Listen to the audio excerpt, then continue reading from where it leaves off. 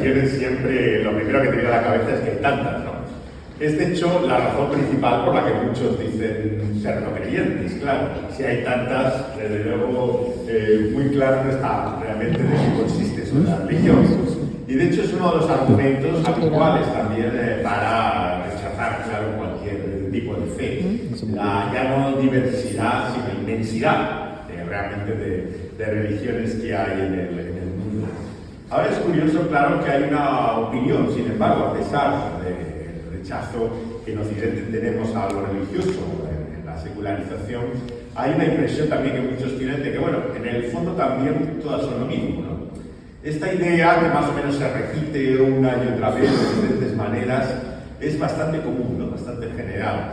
Algunos lo han expresado de forma más atractiva, más poética, sin duda Gandhi sería una de las figuras que más sugerentemente lo ha presentado, ¿no? Haciendo el matiz, ¿no? De que, bueno, son todas la misma, aunque las formas, claro, y hay diferencias entre ellas, pero en el fondo último se trataría del espíritu, dice Gandhi, sería el mismo.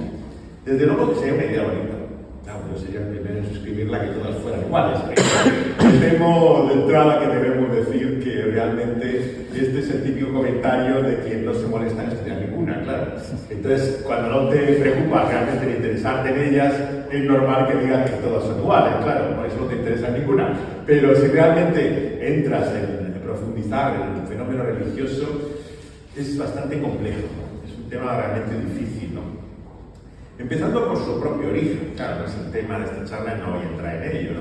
Durante mucho tiempo, claro, se discutió en qué sentido el fenómeno religioso tenía un origen común, ¿no? La teoría evolucionista, como muchas ciencias sociales, también influyó.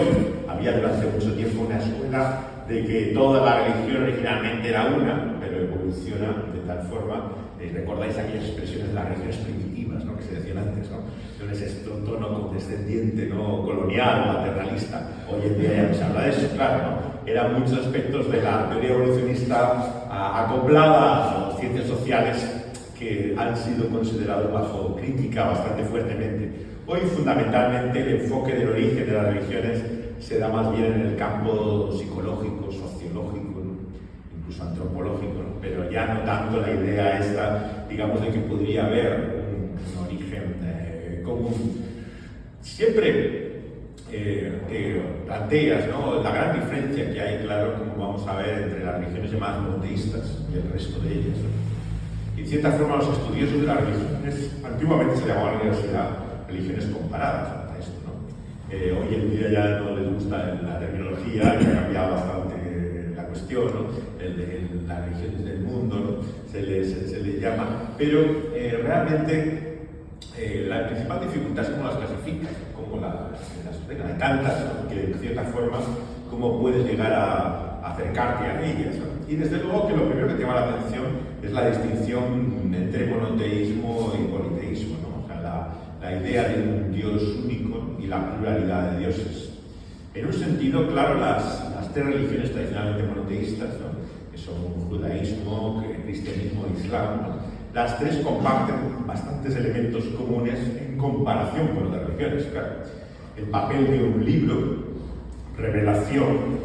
Todas las religiones tienen libros, claro, tienen fuentes en las cuales se basan, pero en la religión monoteísta, claro, sabemos que el papel que tiene la Biblia, ¿no? En el judaísmo, el cristianismo y el islam, el Corán, es singular, son religiones del libro de una forma particular, ¿no? Esto ha llevado a muchos a pensar que ese carácter, por un lado, basado en un texto, ¿no?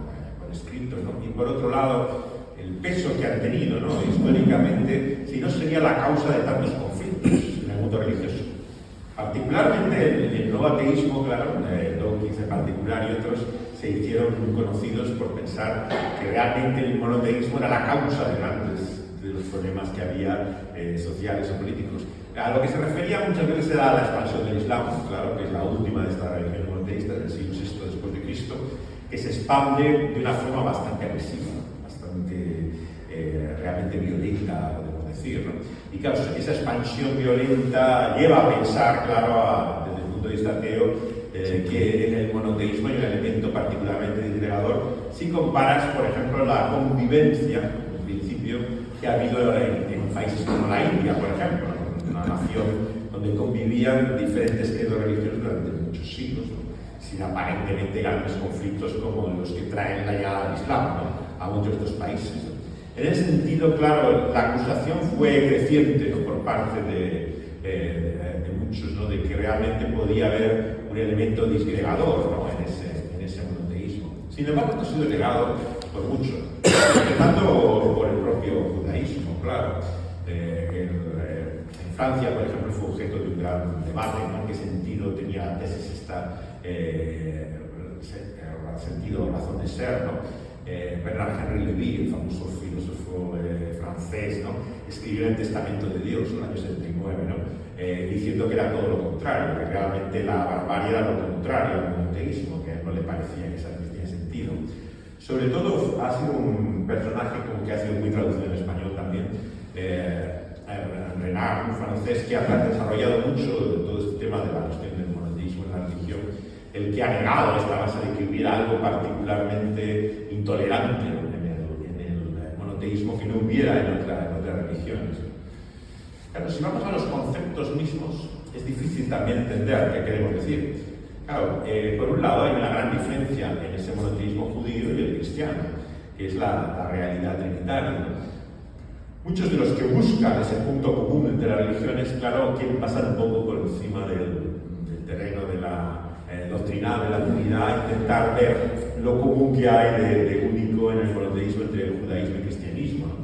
Sin embargo, claro, hay una diferencia fundamental, ¿no? En esa paradoja de la doctrina cristiana por el cual Dios es uno, ¿no? Pero se manifiesta, ¿no? También en una diversidad de personas.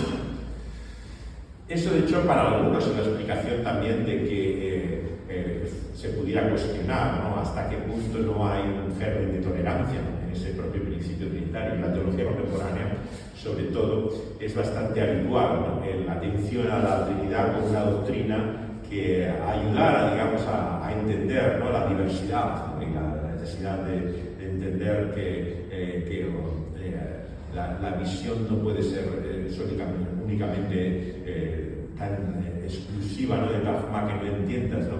Esa diversidad que hay en Dios mismo y también en la humanidad como imagen, claro, de Dios mismo, ¿no? En ese sentido, claro, cuando se plantea el diálogo del cual vamos a hablar, muchas veces la cuestión era sobre qué bases se establece ese diálogo. El primer contacto entre religiones del mundo, que es de 1893, fue el diálogo que se produjo dentro de la Conferencia Mundial de las Religiones, se llamó, ¿no? Este encuentro, asamblea, deberíamos llamar, ¿no? Se produce en Chicago, ¿no? Y es la venida por primera vez de maestros, por ejemplo, orientales a Occidente, que nunca habían estado. De hecho, algunos muros se establecen ya en California y todo esto a partir de la venida precisamente ese congreso en Chicago, ¿no? Se intentó luego regular 100 años después, un siglo después, en 1993, pero ya en un mundo muy distinto al que llegaron originalmente. Este movimiento realmente era bastante sincretista, por un lado, intentaba tomar elementos de todas las religiones. Estaba muy motivado también por un espíritu condescendiente, bastante paternalista, de un británico llamado Youngblood, un personaje muy curioso, ¿no? Muy excéntrico, estos ingleses viajeros, realmente curiosos de la sociedad victoriana y que inspiró mucho de lo que fue ese movimiento de relación entre las religiones, ¿no? Que surge en gran parte también en el contexto inglés, en partes de Europa donde se establecen también estos gurús, ¿no? Y donde empieza a surgir un pensamiento semejante. Pero claro, la idea de ellos era una idea de diálogo, obviamente, claro. Era la idea de que en ese encuentro de las religiones se iba a buscar una fe común, ¿no? Es lo que se considera, digamos, la búsqueda de una espiritualidad o de una fe interreligiosa, propiamente, que había.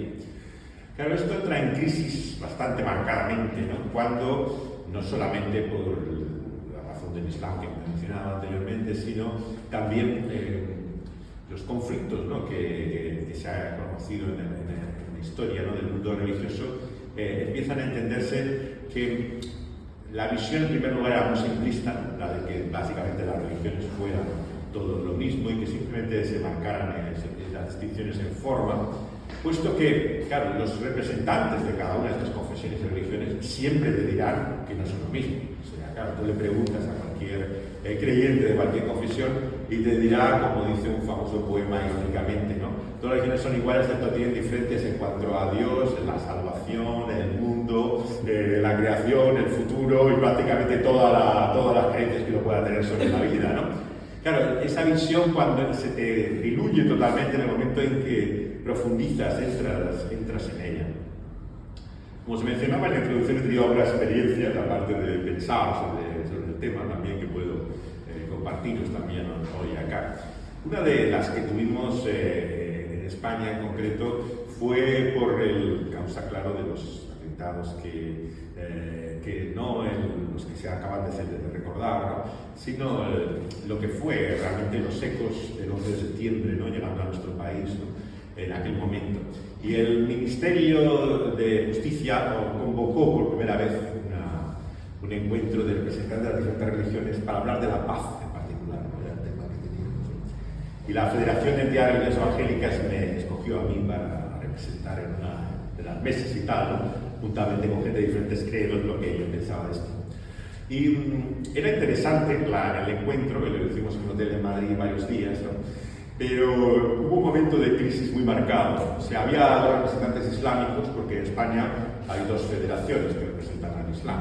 Una está representada por el ya fallecido, un hombre encantador, ¿no? De origen sirio, que representaba la Federación Islámica históricamente, ¿no? Y el representante marroquí, ¿no? Que es prácticamente el representante del Islam más habitual en la inmigración, ¿no? Ambos, por separado, representaban su punto de vista, ¿no? del Islam sobre la paz. Y el director de asuntos religiosos, que es como se le llama en el Estado hasta ahora, que acaban de cambiar el nombre, el representante que tiene el gobierno para tratar con las religiones, era un hombre de pasado, yo no sé si estaba activo todavía en el usted, pero era un hombre bastante católico, ¿no? Pero que tenía un espíritu conciliador, ¿no? Después de hablar los representantes musulmanes, ¿no? Había, claro, la gente que podía preguntar, comentar. Entonces alguien ingenuamente que estaba escuchando asistente, ¿no? le dijo, por supuesto que Bin Laden no era un musulmán, ¿no? O sea, a raíz de todo lo que nos han dicho, ¿no? Y el sirio, que era un hombre muy sabio, se cayó la boca, pero el otro, el que era marroquí, ¿no? Dijo, ¿y por qué no vas a ser un musulmán? O sea, y se indignó totalmente del calificativo y la acusación que le hacía, ¿no? Y entonces la cara, yo vi cómo se demudaba, se quedaba asunto religioso, sin saber ya cómo sacar la cara, porque todo el discurso que él, digamos, tenía planteado en el foro era que había como un acuerdo, ¿no? Sobre el tema de la violencia y de la paz y todo esto. Y a partir de ahí la conferencia esta de varios días entró en una crisis de la que ya no salimos nunca. La gente, digamos, a partir de ahí le abrió algunos los ojos, ¿no? Diciendo que, bueno, realmente había muchas bonitas palabras, pero no se sabía qué significaba esto realmente en la práctica, en la cuestión, ¿no? Claro, libros, como saben, como el Corán, tienen una enseñanza muy contradictoria. O sea, por un lado, hay determinadas suras del Corán que pueden hablar efectivamente de tolerancia a las personas de otras religiones, pero luego hay otras, claramente, que hablan incluso no solamente del derecho, sino del deber de matar al que no es fiel musulmán allá donde va el Islam, ¿no? Entonces, siempre las presentaciones sobre esto son muy fragmentarias. Claro, la presentación que se hizo por el representante de esta federación siria era claramente conciliadora, ¿no? Mostrar como realmente una religión de paz, que efectivamente lo ha sido en muchos sitios, empezando por Marruecos mismo, ¿no? Donde saben que ha habido ministros judíos incluso, ¿no? O sea, dentro del gobierno, en el cual además el representante principal, Hassan II, era de la familia del profeta. O sea, hay evidentemente sociedades islámicas en las que ha habido una tolerancia muy considerable, ¿no? Claro, todo esto ha planteado siempre, sobre todo en Francia, que es un lugar donde se ha desarrollado mucho ese estudio, de dónde viene este radicalismo, por ejemplo, islámico, ¿no? Es personas de la religión musulmana normal que se radicalizan, se hacen extremos en su postura, ¿no? Y se vuelven fanáticos. Claro, todas las religiones tienen este problema. Claro, todos tenemos individuos da pena, ¿no? Pero que son gente que es extremista, ¿no? Son fanáticos que llevan todo a un punto de vista y a una agresividad que no comparten la mayoría de las personas que tienen esa confesión.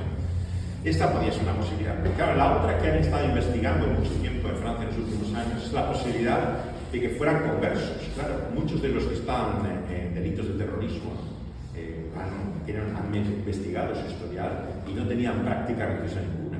Entonces, ¿cómo te explicas que personas que no tenían ni siquiera una práctica islámica llegan a entregar su vida en un acto, como saben, kamikaze, que entregan su propia vida en un acto terrorista, ¿no? Claro, esto te muestra lo complejo, ¿no? Que es intentar entender el fenómeno religioso desde el punto de vista de la violencia, ¿no? O sea, claro, este tipo de actos, ¿no? ¿Se deben realmente a una motivación religiosa o es simplemente una cuestión existencial, psicológica, que lleva en este caso pues, a estos jóvenes, ¿no? a llegar a despreciar tu propia vida, ¿no? A entregarla en un acto así, ¿no? Como buscando una causa mayor que tú mismo, o sea, algo que le dé un sentido existencial? Claro, de cierta forma, como lo han comparado también los alemanes, se dio lo mismo en el radicalismo de la izquierda que hubo, no sé si recordarán a mayores, en los años 70, ¿no? Baden-Meinhof, las Brigadas Rojas italianas, muchos de estos movimientos, cuando analizaban la vida de todos estos terroristas, ¿no? De gente que es responsable de atentados, no te encajaban realmente en la figura habitual de un militante político, ¿no? Más bien parecía una juventud, ¿no? En busca de orientación, ¿no? Que había encontrado como una causa en la cual se habían vuelto tan absolutamente obcecados en ella, ¿no? Que finalmente les llevaba hasta la muerte. Creo que hace un par de semanas que murió la que era la musa de las Brigadas Rojas, ¿no? Y esto hace poco tiempo también el tema de Baden-Meinhof, ¿no? Un movimiento también muy curioso, ¿no? Que se produce en Alemania. Como saben, muchos de ellos, además de jóvenes de clase acomodada, y de un origen difícil de trazar de dónde viene su ideología, porque si bien, por ejemplo, en el caso de Bader, por ejemplo, su padre había sido acusado de complicidad con el nazismo, había sido un escritor, por eso que había tenido relación con ello, y él le rechazaba en parte, pero por otro lado le apoyaba. Había figuras como Meinhof, que era, claro, una periodista, ella simplemente se dedicaba, digamos, a la visión crítica de lo que estaba ocurriendo. Y luego el caso que me ha fascinado mucho de Ulrike Ensling, que era una hija de un pastor protestante, que estaba muy entregada a la obra social, ¿no? Y de repente la ves con la metralleta y pegando tiros, formándose para un ejército terrorista, ¿no? Claro, todo esto en Occidente y en Europa nos dejó perplejos, ¿no? O sea, claro, son casos como el de Patty Hearst en Estados Unidos, ¿no? Recuerdan aquella hija del magnate, ¿no? De la prensa americana, ¿no? Que fue secuestrada en la Universidad de Berkeley, ¿no? Y aparece con este ejército simpótico de liberación con una metralleta robando bancos, ¿no? Para sacar fondos para la organización terrorista, ¿no? Y son casos casi prácticamente de síndrome de Estocolmo, por un lado, ¿no? Era una persona secuestrada que acaba tan fanatizada de lo que la ideología de los secuestradores que acaba ella misma haciendo la misma causa, ¿no? Y te preguntas realmente cuánto de ideología hay aquí, ¿no? O de creencia, o es simplemente encontrar una causa, ¿no? A la que entregar tu vida. Es muchas veces lo que parece en el tema de la violencia el sentido religioso de muchas de estas personas, ¿no? ¿Por qué llegan con ese fanatismo y extremismo hasta el punto de sacrificarse a sí mismos, ¿no? Tiene que haber un elemento de motivación muy fuerte, claro, como muchos han observado con el terrorismo islámico, recordándolo ahora mismo, ¿no? Lo del 11M. Claro, esta es la gran debilidad que tiene el resto del mundo, ¿no? Nosotros no estamos dispuestos a dar nuestra vida por nuestras libertades y sociedades como ellos están dispuestos a dar. Entonces, claro, estás en una desigualdad de condiciones. Claro, ¿cómo puedes enfrentarte o luchar con gente que desprecia su propia vida en una causa mayor? Es una guerra perdida, una lucha en la cual no puedes hacerla, ¿no? Los atentados de Inglaterra de los últimos años, ¿no? Que se lanza una persona con un cuchillo, ¿no? En medio de a ver a cuántos atacan, ¿no? Son formas tan irracionales, ¿no? Realmente de entender la relación de la religión, ¿no? con la violencia, qué sentido tiene semejante acto, ¿no? Bueno, yo creo que realmente son dos cosas diferentes, ¿no? O sea, por un lado, la realidad de la violencia, que en su germen está en cada uno de nosotros, el propio Nuevo Testamento, ¿no? Santiago el apóstol, para los protestantes, hermano de Jesús, ¿no? Él dice que realmente está en el corazón del ser humano las guerras, los conflictos, ¿no? las luchas, ¿no? O sea, todo lo que vemos de violencia, en el fondo, es a lo que llegamos simplemente en determinados momentos extremos, ¿no? Pero que estaría realmente en el fondo de cada uno de nosotros. La fascinación que tiene nuestra sociedad ahora por el tema del crimen, ¿no? Habrán visto todos estos casos que apasionan, ¿no? A la gente, ¿no? de estudio del crimen real, ¿no? De cómo ocurre, ¿no? Y siempre cuando analizas este tipo de personas, claro, lo que te aterroriza, ¿no? Lo que realmente te deja sobrecogido es que no ves realmente en ellos un tipo de persona que pudiera indicar un semejante acto de violencia, ¿no? Tan exacerbado. Entonces, la psicología ha intentado entenderlo de muchas maneras, ¿no? Pero sigue siendo realmente difícil de explicar, ¿no? La capacidad de violencia que tiene el ser humano. Pero la Biblia misma empieza, claro, con un acto de violencia, ¿no? Como Caín y Abel. Desde el principio, ¿no? Encontramos la historia de la humanidad acompañada de semejantes expresiones, ¿no? Pero hasta qué punto están motivadas por la fe, ¿no? Yo creo que desde el inicio, como vemos en la historia bíblica, lo que entendemos es que es el corazón humano, ¿no? El que está realmente, en este caso, motivado, ¿no? Por el rencor, el resentimiento, la envidia, ¿no? Que llega finalmente a expresarse sin límites, ¿no? Llegado un caso, un punto extremo, realmente pues no podemos ser conscientes de hasta dónde podemos llegar nosotros, ¿no? Entonces, ¿qué sentido tiene, ¿no? El diálogo religioso, ¿no? En la búsqueda, ¿no? de conciencias como la paz?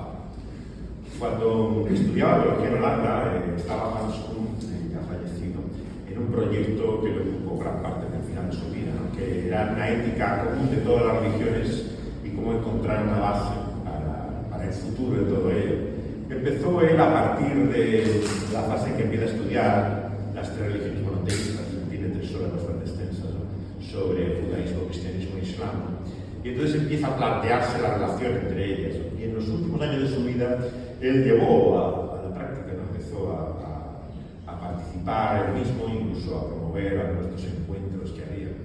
Cuando estaba estudiando, recuerdo que vino a la universidad donde estaba para dar una conferencia en un sitio como este, sobre lo que estaba aprendiendo, su experiencia sobre ese tema. Y recuerdo que nos dijo que acababa en el Cairo, en Egipto, donde había estado en una conferencia con musulmanes, con personas representantes del Islam.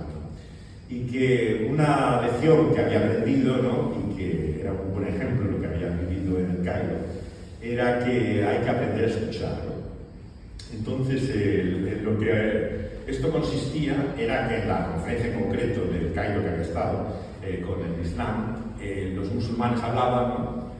Y los demás escuchaban. Entonces un profesor ya mayor, que no estaba para muchas tonterías, no se levantó, ¿no? Y dijo: perdone usted, profesor Kuhn, pero no acabo de entender qué quiere decir con esto de que los demás se callan y ellos hablan. O sea, ¿dónde está el diálogo ahí, no? Yo siempre he entendido que el diálogo tenía 2 partes, ¿no? O sea, y bueno, fue muy interesante, claro, porque él no entendía la objeción. O sea, algo que era tan obvio para muchos de los que estamos escuchándole, ¿dónde está el diálogo cuando uno habla y el otro simplemente escucha, ¿no? Pero él no captaba, empezó a dar vueltas al tema, ¿no? Es que hay que entender las diferentes formas, ¿no? Las actitudes, todo ese tipo de cosas. Pero demostraba el problema muchas veces de algunos de los grandes promotores del diálogo entre las religiones, ¿no? Que realmente parece que llegan a un punto en que les da igual, como suele decir, 8 que 80. O sea, realmente una completa indiferencia sobre cualquier noción de verdad o idea realmente de lo que sea la realidad, que finalmente es el diálogo por causa del diálogo, digamos, ¿no? O sea, no hay otra motivación, simplemente que el poder decir que hablas o estás en relación. De esta forma fue el gran problema que planteó el Vaticano II en el Congreso Católico, ¿no? Cuando, por la inspiración de Karl Rahner sobre todo, ¿no? Empieza a surgir un movimiento como se ven incluso los documentos del Vaticano II que instan al diálogo, ¿no? Hay un documento que básicamente se refiere a otras religiones, a otras confesiones, ¿no? Pero el otro documento habla más general, habla incluso del diálogo con cualquier persona. De hecho, surgen experiencias a partir de entonces de diálogo europeos, ¿no? Por parte del Vaticano, en el cual se establece ese tipo de encuentros, ¿no? Bueno, yo participé durante muchos años, no en un diálogo de ateos ni en un diálogo de religiones, sino dentro del cristianismo, por la iniciativa, ¿no? que había surgido progresivamente, ¿no? De contactos entre católicos y protestantes, ¿no? Y que llevó a un diálogo sobre la misión que se produce en Venecia en los años 60 con el que era mi maestro en Londres, con John Stott. Y John Stott había estado en este diálogo que había tenido como moderador, por un lado un obispo católico que estaba en Inglaterra, en Londres, Basil Meekin, y por el otro lado estaba un teólogo de origen holandés americano llamado Sprottenburg. Esta fue la primera vez que se encontraban católicos y evangélicos, ¿no? El protestantismo había tenido, claro, contactos con el catolicismo extensos desde prácticamente el Concilio Mundial de Iglesias, fundado en el año 48, ¿no? Antes había habido un encuentro sobre la misión en Edimburgo en 1910, pero que se limitaba básicamente a protestantes entre sí, no había una participación católica. Pero a partir del Congreso del 48 empiezan a participar de observadores, representantes del Vaticano, de la Católica, en este tipo de encuentros. Y entonces diferentes ramas del protestantismo han tenido diálogos con la Iglesia Católica, ¿no? A lo largo de los años, ¿no? Saben que la que más había avanzado en este sentido, que era la Iglesia Anglicana, pues llegó al tema de la mujer y ahí se quedó un poco el tema encajado. Y finalmente no pudieron llegar al reconocimiento último que estaban apuntando, ¿no? Del ministerio, de lo que había. En el caso luterano, los famosos documentos de la justificación también, ¿no? Y había también un diálogo con la Iglesia metodista, pero siempre se acaban chocando con los mismos temas. El tema del reconocimiento de la ordenación, del ministerio de las diferentes confesiones, que nunca es el mismo, ¿no? Siempre se ve como que es distinta, ¿no? El carácter del ministerio para ellos determina el carácter del sacramento. Entonces, claro, si religiones que son fuertemente sacramentales, como la católica, es ejercido por un ministerio que no es autorizado, entonces tienes un problema de base, ¿no? Para entender cuál es la fe común que ellos tienen. Pero tiene sus propios problemas. Pero el diálogo que yo estaba, la cuestión sacramental no era un tema que nos ocupaba, puesto que teníamos una postura muy diferente a estas sociedades protestantes. Pero durante años nos unimos en este diálogo 6 representantes de diferentes continentes, ¿no? Con 6 representantes del Vaticano mismo, ¿no? Que mandaba en lo que fue, por primera vez lo llamaron una consulta. El Vaticano tiene como diferentes nomenclaturas para esto. Entonces primero hay como conversaciones, diálogo, bueno, y por primera vez habían reconocido lo que ellos llamaban ya algo más formal, que lo que se llama una consulta. Bueno, aquello fue una experiencia durante bastantes años curiosa. Primero porque éramos un número muy reducido, claro. Éramos 6 de diferentes continentes, ¿no? Por parte de otros 6 de parte del Vaticano, y llegamos a establecer bastante relación personal, por lo menos, ¿no? Surgieron los conflictos muy tempranamente, desde el inicio, ¿no?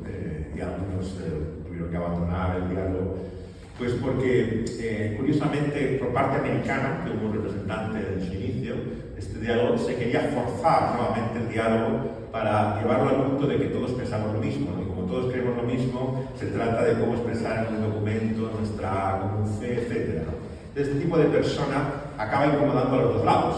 O sea, el lado católico se sentía forzado por algo que ya no realmente era lo que ellos querían representar, y el lado, digamos, protestante, pues, claro, no se veía representado para nada, ¿no? en la postura que estaban imponiendo, porque él provenía, este hombre, por ejemplo, del activismo de un movimiento surgido en los años 80 que se llama Católicos y Evangélicos Juntos. Este movimiento que tuvo mucha fuerza y que nace, digamos, en un momento de encuentro de católicos y evangélicos por el tema de la vida, de la cuestión de la lucha contra el aborto y todo esto. Pues había habido un acercamiento de ahí, y había surgido este movimiento con la definición de que era un movimiento de base, de raíz, ¿no? Y que surgía no de personas que eran llamadas líderes o tenían autoridad, sino que surgía desde gente normal.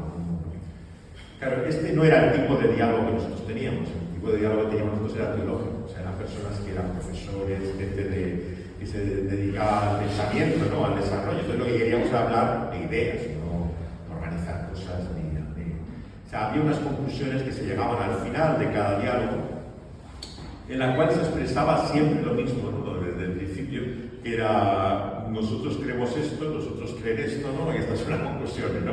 Claro, el planteamiento puede parecer a los de fuera, ¿no? Yo recuerdo familiares que tengo, que son cristianos y tal, ¿no? Me comentaban, bueno, pero vais a algún sitio con esto tiene algún propósito, llega a algún lado. Claro, la gente que mira desde fuera, lo que busca es qué resultado se llega. Finalmente se ha llegado a algún tipo de acuerdo, o se va a hacer algo al respecto. Pero claro, la mayor parte de la gente que participa en estos diálogos tiene que ser conscientes que no es ese su objetivo. O sea, lo que quieren simplemente es hablar, ¿no? Intercambiar su visión de las cosas y en todo caso lo plasman en documentos, ¿no? Pero no quieren la presión de lo que significa, digamos, la política de la religiosa. La política religiosa es un tema que ha imposibilitado totalmente el diálogo entre religiones. O sea, como se pueden imaginar, los representantes que hay de cualquier confesión en un diálogo interreligioso no representan a nadie. Son gente, digamos, un profesor de la Universidad del Cairo, alguien que cae por allí, pero claro, no son las autoridades de una religión, son gente simplemente que tiene un papel intelectual o reflexivo y representa a esa confesión, se cree. Pero, ¿en qué sentido la representa? Esa es la cuestión que te planteas. En el diálogo, por ejemplo, de Madrid, volviendo a este carácter puramente interreligioso, ¿no? Ya entre confesiones cristianas, ¿no? Había un representante budista, ¿no? Que habían sido reconocidos hace poco. El asunto de la edición religiosa había reconocido, había tenido un debate interno durante un tiempo sobre qué era una religión. Eso es un tema muy distinto, ¿no? O sea, ¿qué hace a una asociación o un grupo religioso? Claro. Según los budistas, si saben, conocen algo del budismo, la mayor parte no se consideran religiosos, o sea, consideran que el budismo no es una religión. En todo caso, hay una filosofía, una forma de vida, una religión y tal. Entonces había un gran problema con entidades como esa. ¿Es esto una entidad religiosa? Claro, si tú no eres una entidad religiosa, careces por un lado de una serie de beneficios sociales, políticos, claro, muy evidentes. O sea, cualquier local que tú utilizas tiene un problema, digamos, de una serie de costes y de papeleo, digamos, que se hace muchísimo más complicado si tú no estás reconocido como una entidad como tal. Entonces, finalmente, el budismo quería entrar como una entidad y finalmente fueron reconocidos. Pero me acuerdo de las conversaciones con él, ¿no? O sea, sobre en qué sentido él creía que podía ser una religión el budismo, ¿no? El director de religiosos decía que para él una entidad religiosa es una entidad que tiene una idea de lo trascendente. Ese era su concepto claro, lo trascendente. Claro, cuando pensamos un poco, dices, ¿qué es eso de lo trascendente? Claro, o sea, claro, desde el punto de vista humanista, saben algunos de ustedes que tengo amistad con Antonio Muñoz Molina, ¿no? El escritor español, no cristiano. Y él, por ejemplo, siempre dice, no, a mí la cuestión está religiosa o espiritual no me interesa nada, pero sí ve la cuestión trascendente, ¿no? Él, por ejemplo, el tema este lo utiliza bastante con frecuencia. Yo le pregunto muchas veces, ¿no? ¿Qué quiere decir con trascendente? Claro, porque él ni siquiera es creyente de ninguna religión. Sin embargo, dice que tiene un sentido de trascendencia, ¿no? En sentido, ¿no? Claro, ese criterio que está usando la definición de asuntos religiosos es la dificultad de aplicarlo en la práctica. Claro, el sentido de trascendencia podía tener también un humanista, o sea, alguien que pueda decir que el valor de la vida humana le parece trascendente. O sea, claro, ¿en qué determinas tú la trascendencia de un credo, ¿no? Se intentó, claro, paralizar ciertas entidades religiosas que son sectas, obviamente, ¿no? En el caso de Cienciología, ¿no? Famoso, ¿no? Que en Francia, en aquella época, muchísimos problemas, ¿no? A partir de los años 90 hay como un movimiento fuerte por intentar, digamos, quitarle el estatus religioso, al cual perseguía la iglesia llamada así ya Iglesia de Cienciología, a partir de entonces en toda Europa, ¿no? Pero también en América, ¿no? Donde tienen los mismos derechos que cualquier entidad religiosa. Eso tiene que tenerlo en cuenta siempre. En Estados Unidos la libertad religiosa es de tal nivel, ¿no? Que tienen exactamente los mismos derechos de cualquier tipo, ¿no? Fiscales, políticos, sociales. La Iglesia de Satanás, fundada en San Francisco en 1900 1968, 69, es la fundación, como lo puede tener la iglesia más antigua que podamos imaginar, histórica, conocida. Ellos no tienen un notorio como en España se incluyó un concepto de notorio arraigo, la idea de que había cultos e iglesias que había que reconocer especialmente porque tenían un peso especial.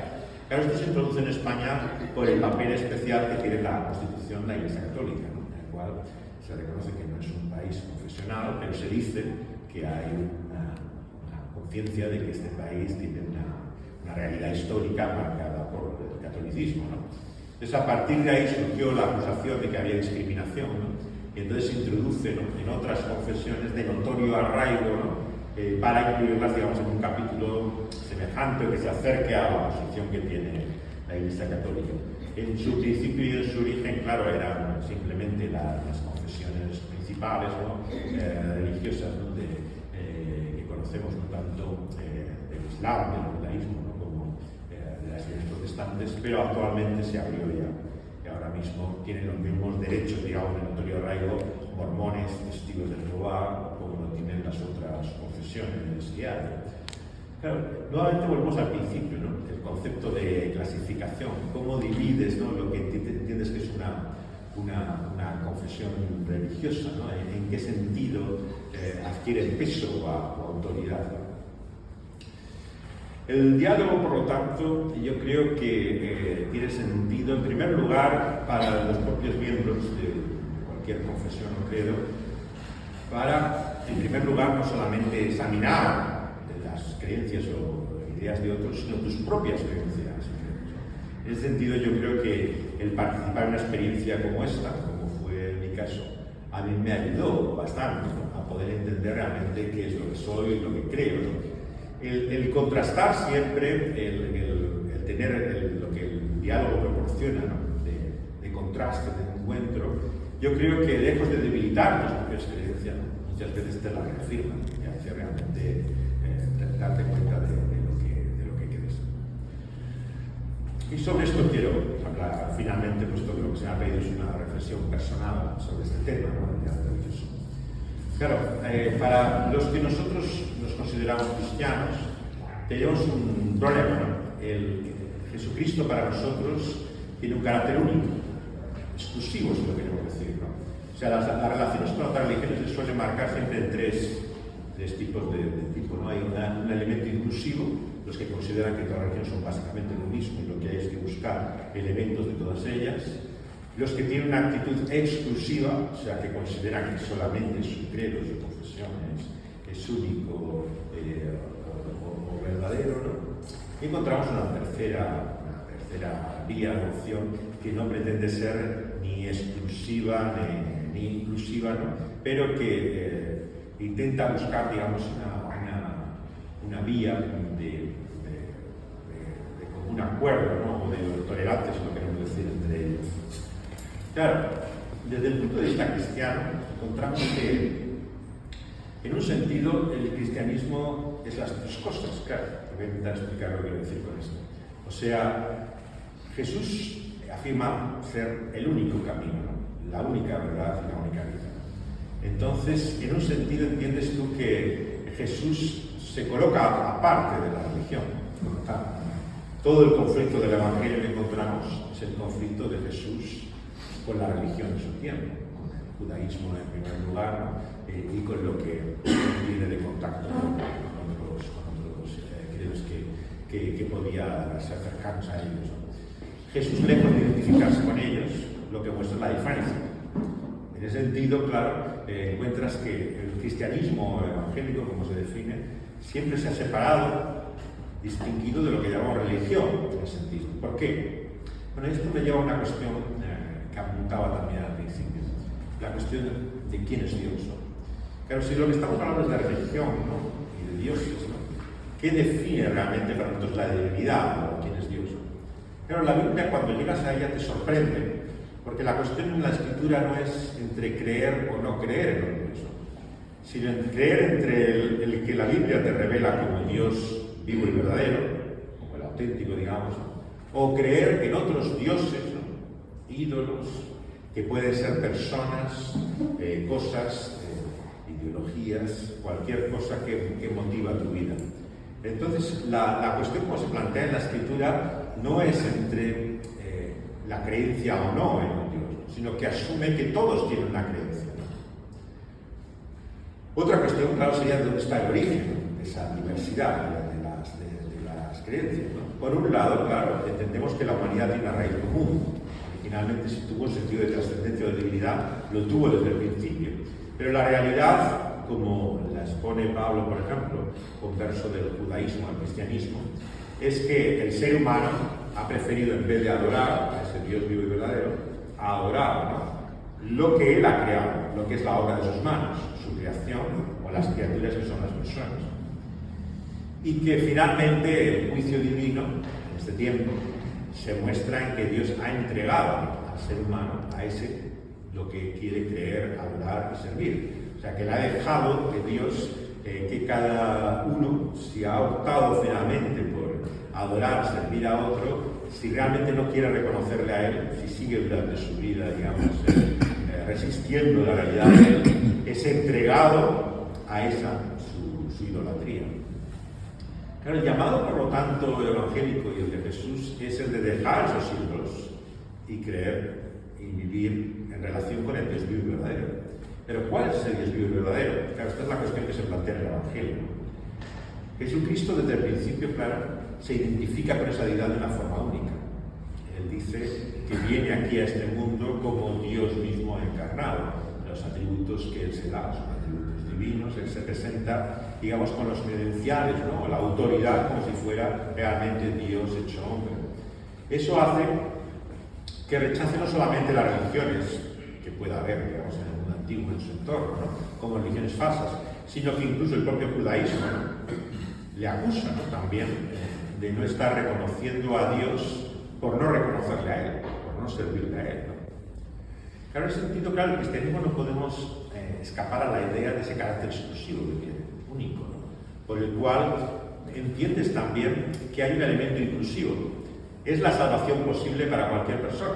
Claro, en las religiones, digamos, que se consideran exclusivas, lo que hacen es limitar la salvación a ellos mismos, ¿no?, básicamente. Pero, sin embargo, si algo distingue la predicación apostólica es que la salvación es para cualquier persona, ¿no?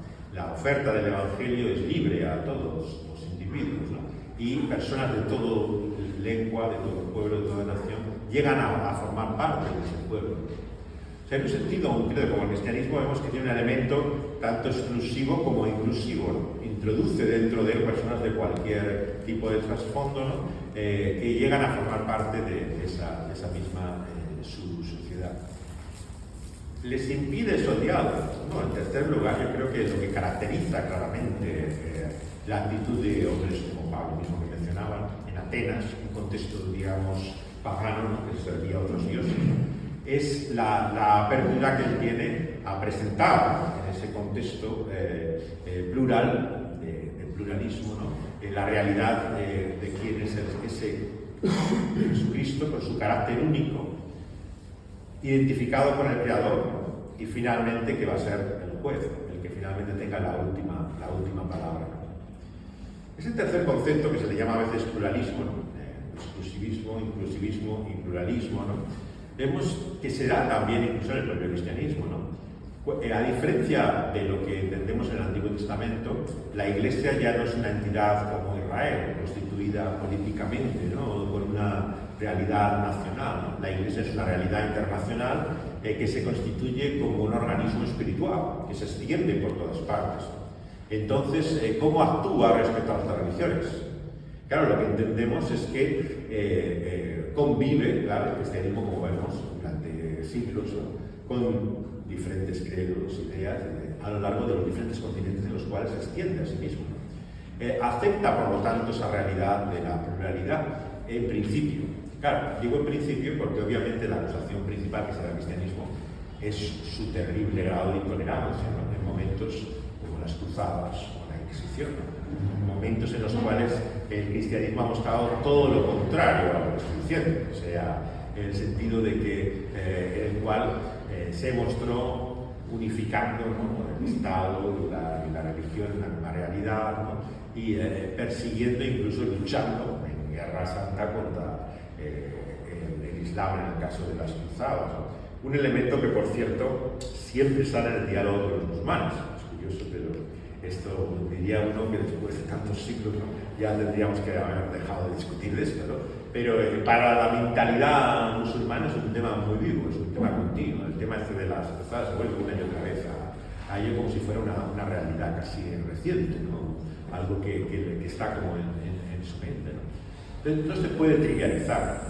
Yo es la razón también por la que también finalmente me siento incómodo con la idea de pensar que la religión en sí misma, ¿no?, sea un elemento tan positivo, ¿no?, que no haya traído más que bien, ¿no?, entendimiento y comprensión a la humanidad. Yo creo que nuestra visión es en primer lugar ingenua, ¿no?, porque es no reconocer el papel disgregador, de conflicto que ha traído la religión. Por eso yo incluso creo que tienen razón, ¿no?, muchas veces los nuevos ateos, ¿no?, cuando te plantean que la religión puede ser origen de todos los conflictos. Efectivamente, hay muchos conflictos que tienen, si no una raíz religiosa, un componente religioso evidente, ¿no?, y negarlo es una necedad, es parte de la historia, es la realidad de la vida.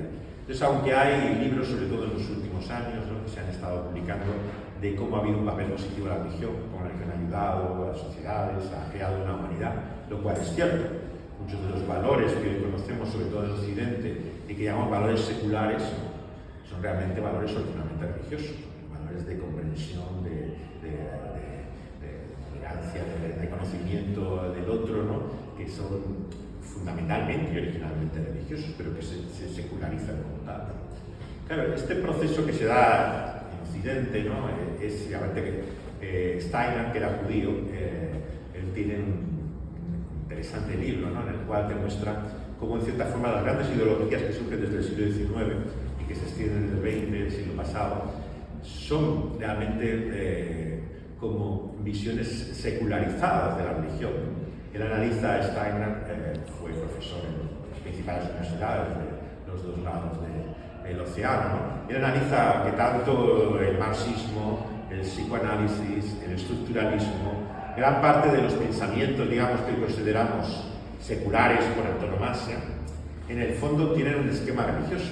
Claro, y él analiza cómo tienen una visión del mal en su origen, de lo que llamaríamos el pecado, un plan de salvación, ¿no?, como asimismo tienen una visión también de futuro, de escatología, de esperanza, ¿no? Y en el fondo también se trata de credos religiosos, pero seculares, ¿no?, está diciendo él, ¿no? Son en el fondo los ídolos de nuestro tiempo, ¿no?, de aquello que sirve. Claro, todos los sismos e ideologías tienen ese aspecto, si queremos decirlo, religioso, ¿no? Cuando llegó toda la crítica, digamos, del fin de las grandes ideologías, ¿no?, del siglo pasado, ¿no?, y se produce sobre todo el final del sueño revolucionario, el cambiar nuestro mundo a un mundo mejor, ¿no?, se hizo una serie de programas de televisión que se emitieron también en España, pero era de origen franco-alemán, por antiguos militantes, ¿no?, de la revolución de los años 60-70, ¿no?, que entrevistaban. Y aquí en España Anagrama publicó también el libro que la acompañaba. Y me acuerdo que en el Círculo de Teatros de Madrid invitaron a Sabater de entonces, claro, a hablar con Bernard Henry, no Bernard Henry Levy, sino el que llamaban el Rojo, que era originalmente no era francés, pero fue en el 68 francés donde se hizo Daniel, ¿no?, donde se hizo conocido con Bendit, ¿no?, que era de origen judío, y luego fue miembro del Parlamento alemán como parte del Partido Verde.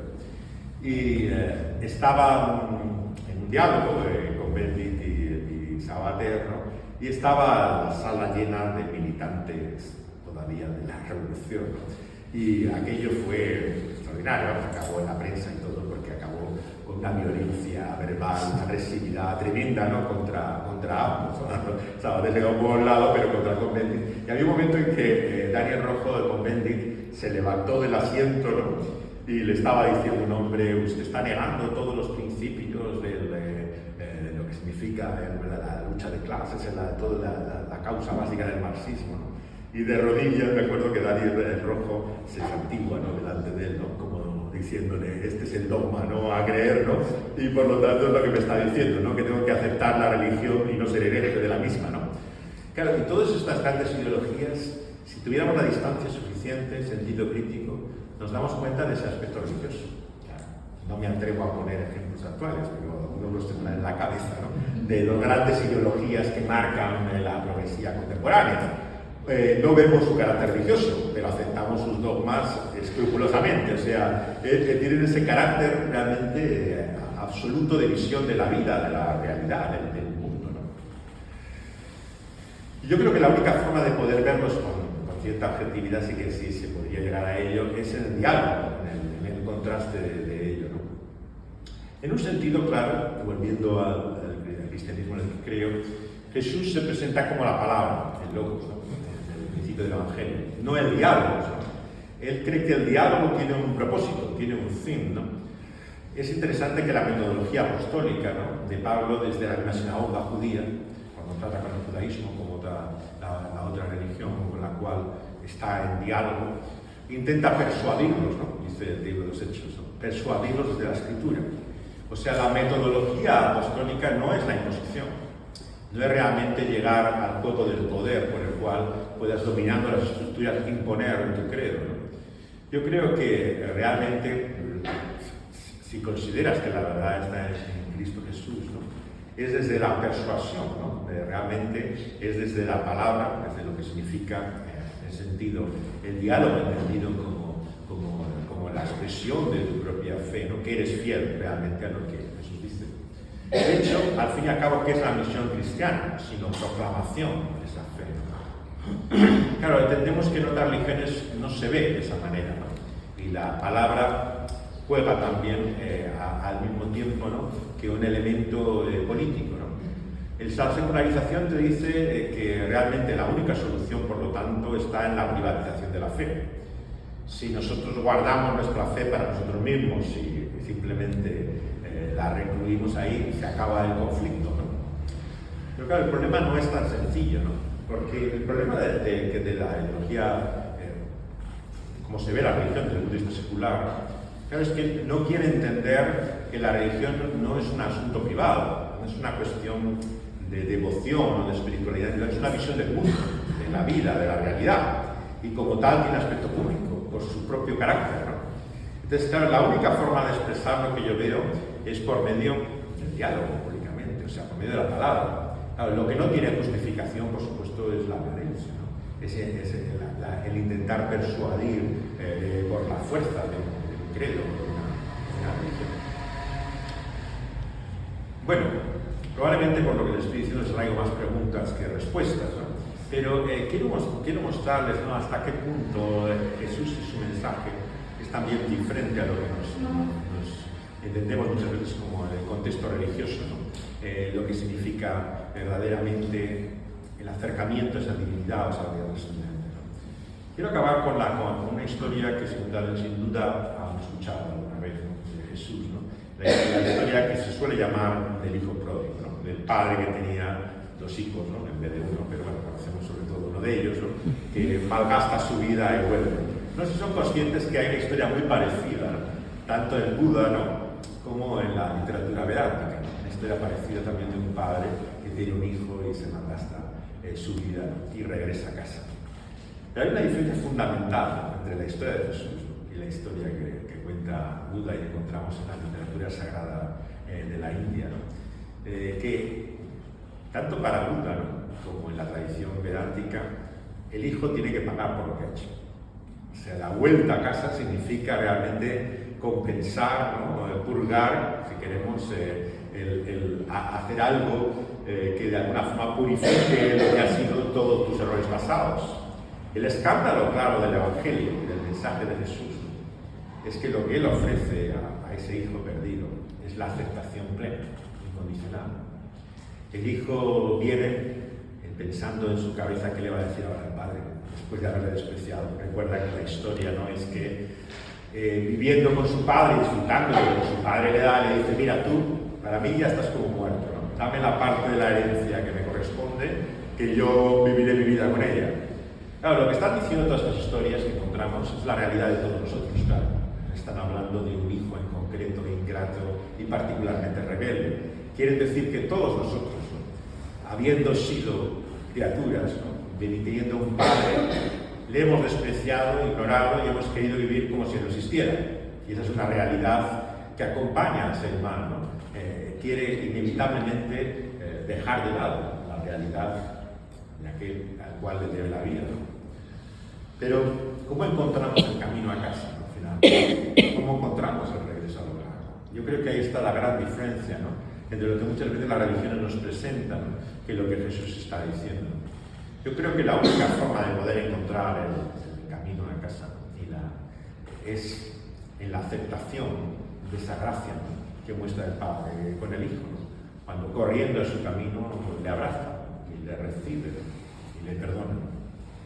En ese sentido yo creo que un diálogo, ¿no? Entre las religiones que carezca de ese elemento de gracia, ¿no? Traiciona el verdadero espíritu apostólico, ¿no? Que dice Pablo que es la verdad en amor, ¿no?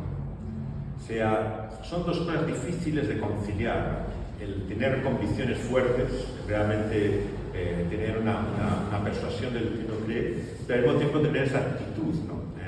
Que denominamos de gracia, ¿no? De generosidad, ¿no? De mostrar, digamos, el favor incondicionalmente a la persona.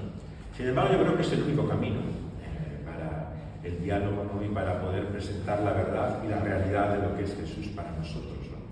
Siendo fieles a esa verdad que creemos cada uno de nosotros, realmente sin renunciar a ella, sin relativizar en la palabra la realidad de lo que tú crees, pero al mismo tiempo mostrar la gracia, ¿no? La generosidad y ese favor, ¿no? Que sin duda, ¿no? Los creyentes creemos que Dios ha mostrado para nosotros, porque esa es finalmente nuestra esperanza, que seremos aceptados no por nuestras obras, no por nuestros esfuerzos, no por el elevado de nuestra espiritualidad, sino por ese Dios que nos ha mostrado su favor hasta el punto de entregar su propia vida, ¿no? En la persona de su Hijo. En este sentido hay violencia, pero claro, la violencia la sufre Dios mismo. Yo creo que es la gran diferencia, ¿no? Y encontramos, ¿no? Entre el cristianismo muchas veces y cualquier otra religión. La idea de que es el escándalo de Jesucristo crucificado, que alcanza hasta el judaísmo, claro. El judaísmo se escandaliza de la propia realidad, ¿no? De un Dios crucificado, ¿no? En el Calvario. Pero es la esencia misma del Evangelio, del mensaje cristiano. El hecho de que, si bien Dios tiene un problema para con nosotros, ¿no? Ha mostrado su gracia y su favor sufriendo el mismo, ¿no? Padeciendo el mismo realmente, ¿no? La causa de ese problema, ¿no? Que la Biblia llama el pecado, padeciendo el mismo por él en el Calvario, como el cristianismo va a recordar un año más, ¿no? A finales de este mes, una Pascua más, ¿no? En ese sentido podemos mostrar gracia y generosidad como Él ha mostrado con nosotros, ¿no? Podemos incluso padecer, sufrir. El mensaje, al fin y al cabo, de cómo una fe como el cristianismo se ha extendido por el mundo ha sido por grandes sacrificios, por la entrega de la vida, ¿no? Como decía el antiguo padre de la Iglesia, ¿no?